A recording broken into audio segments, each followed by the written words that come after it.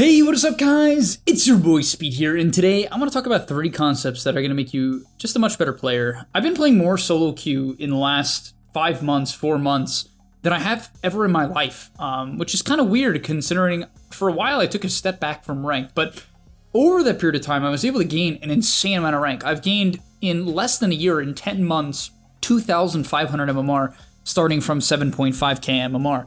And honestly, there's a lot of concepts that I've learned along the way, but I wanted to highlight 3 of the most important ones, I'd say, that really helped me get to the next level. Like, what makes me better than a 7k player? You know what I mean? Like, even if you're not at that level yet, even if, let's say, you're 3k, right? You might be like, what gets me from 3k to 4k?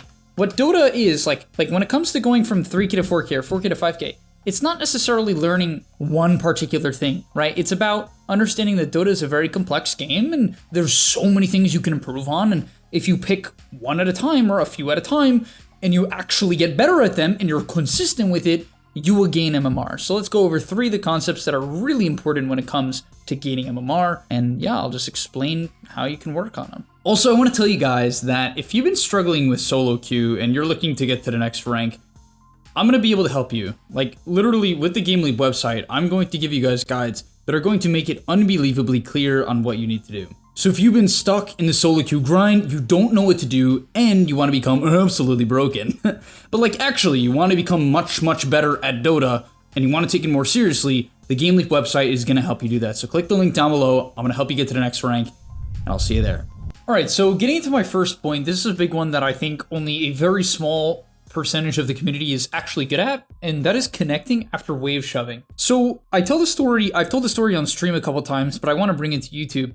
And I was playing an in-house, so occasionally I'll play with viewers on my stream, and I had this Jakiro on my team, and he was AFK the whole match to the point where I'm like, this guy is absolutely griefing. He's 100% griefing. I am sure of it, right? There's no doubt in my mind. He's not trying.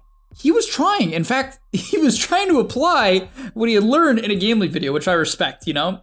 He was like relatively new to the game, didn't understand too much, and he was trying to apply a very advanced concept, the idea of split pushing, into his game right away. Now, the problem was, that's all he did, right? That is literally all he did. And now you might be like, okay, Speed, come on. This is an edge case. It's someone literally kind of new to the game. The thing is, that's not really what happens, right?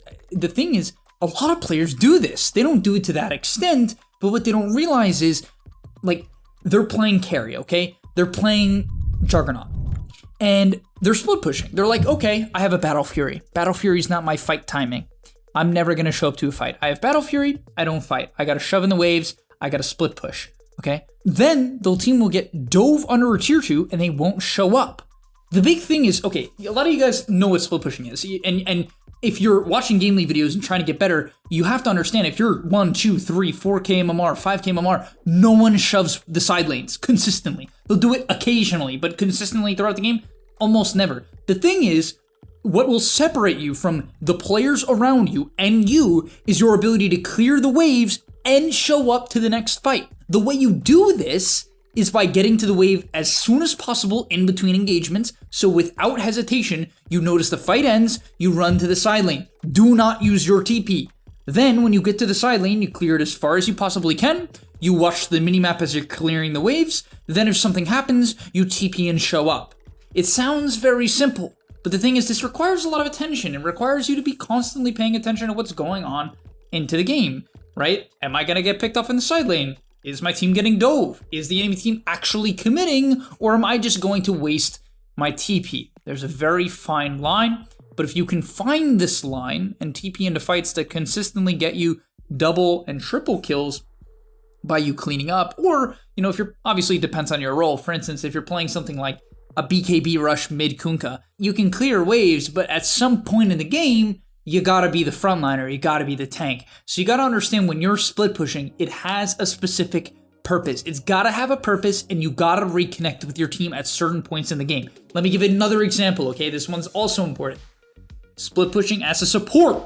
People hear me in my videos all the time say, split push as a support. Get your farm. The thing is, you have to do it around timings. If you are playing Ancient Apparition, you should not be shoving waves with your shard when your ulti is up. You're just griefing. You need to go use the ult, use what makes your hero powerful, and then, when it's down, clear waves. Get to your level 12 before your next ulti timing, you know, whatever. Get to your Glimmer Cape, get to your Force Staff, in between your timings. Okay, if you're playing a BKB Kunkka, it doesn't mean you have to stop clearing waves, but when you get that BKB, you can look to smoke. You can look to make a play. If you have no boat on Kunkka, you can go make a play. If you are playing Wraith King and you do not have ulti, you should be looking to shove lanes, farm, slow down the pace of the game, wait for this timing. Hopefully that makes sense, guys. You have to think about when your hero is strong and when you are not strong, or if you're trying to get to a peak, even if you are, let's say, playing Timbersaw, a free Timber game, sometimes you'll intentionally not show up to a small engagement so you can farm 30-40% of the map. You'll see pros do this. If they think it's a really good game for their hero and the later timings, such as Assange and Kaya, will enable them to be unkillable, they'll, avoid even a tower dive just to guarantee that they hit their timing, right? And so there's a lot of nuance to this, as you can see, but if you can get it down and you can understand that reconnecting with your team or making plays on your timings and in between and shoving waves in between those timings, you will become much better. So please think of it that way. All right, let's get into the next point. All right, so the second point I want to talk about is learning how to play numbers advantages. This is something that, honestly, I don't really have too much to say about it. You just got to be aware of the fact that your average Dota team fight in a ranked match is like some random 5v5, or even if there is a quote-unquote numbers advantage, it wasn't intentional. I don't think people understand that often in Dota, at pro level Dota, I would say the two major things that they're looking for, there's a lot of things that, you have to look for to determine whether or not it's a good fight. Levels, items, where your creeps are, Aegis, etc., etc. But I would say some of the biggest things that I've really noticed as of late in the last couple of months is the number advantage. The main thing that pros do to make this happen is they clear a creep wave and then they TP to the mid-tier one. Basically, fast-paced Dota revolves around the mid-tier one, which is often why you see pro teams put such a heavy emphasis on the mid-tier one. There's multiple reasons for it, but one of the main reasons is one of the most common plays in high MMR Dota, at a real pro level, is clear the side lanes, reconvene in the mid-tier one, which it's hard to ward around, and then smoke. And so basically the reason why you do this, and the reason why you should do it in your pubs, even though you might be thinking, oh, but speed, my mid-sniper will never smoke, my support doesn't buy smokes, blah, blah, blah, blah, blah. Excuse. Just buy a smoke, clear a couple side lanes, and then reconnect. This kind of ties in with point one. However, I just want to put it in an emphasis on staring at the minimap. If you never, and I want to be clear about this, take a fight based on the fact that someone on the enemy team TP to a lane, or take a fight because you just simply see that they are not together, it's a mistake, right? It's an issue. It's something you have to work on. You have to be the guy that says, hey, their Juggernaut TP'd bottom. There's 3 heroes top. Go. And in fact, often you don't have enough time for this. It can be less severe, like their Juggernaut started walking towards mid and you can't even make a call. You just have to say, go on the Underlord who's pushing top lane alone, right? Or maybe, this Jakiro is a good kill. He's separating, find him. Basically, what I want you guys to understand that in Dota, the average team fight is just a dive under a tower. It just is. It's one team walking up to a tower, the other deciding to defend that tower, and a fight breaking out. That is the average team fight in Dota. If you are a culprit of every single one of your skirmishes, pickoffs, being near a tower, and it doesn't mean you can't fight near towers, that's not what I'm saying, but if every single time you fight, or the majority of your fights, if they're based off of just one team TPing into their tower and the other going towards that tower, and not a smoke into the jungle or a controlling of a hill with a ward, you're not playing numbers advantages. You're just running at a tower. And how do you expect to get better? You're never creating a good fight situation. That's just how it is. All right, and finally, our third but final point is playing wards. Man, this one is important. Holy, I cannot express how important this is. So much so that if you're a core player, I want you to write this down right now. Buy the freaking wards. You baboons! Dude, I don't understand. Why do cores not buy wards? Literally, I'll see some Enigma, right? He wants to play top lane alone. And he's like, I don't have vision.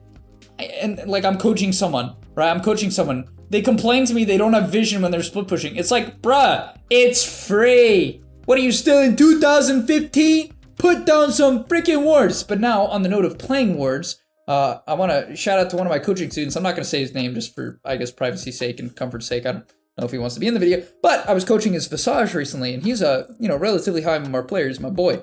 And basically, one of the major things I had to coach him on was he was snowballing. Great laning stage, freaking own the lane, popping off, game is going well. However, he had a mid Tinker and a safe lane Naga Siren. You know what happens when you have a mid lane Tinker and a safe lane Naga Siren? You get no help. No one cares, all right? No one's helping you. No one's gonna gank for you. Nothing happens, all right? And so what do you have to do? What is the only way you can fight when you have no one on your team helping you? Playing wards. It's the only way. It really is. And I'm not just saying that. This is not me trying to hype up the point I'm making and creating some nonsense. It's how it is. In fact, what happened was, the main reason why I use this as an example was he had a ward. It's not even that he didn't have one and I'm telling him to place it. He had one. He had a hill ward. His support placed it for him. You know what happened? He was doing well. A Jakiro support walked in close to him and de-warded the ward in front of him. He ran away. And I understand. This is the natural reaction for 99% of the Dota community. However, if you want to be good at the game, you can't just run away when you see people. You have to look and say, I have a ward.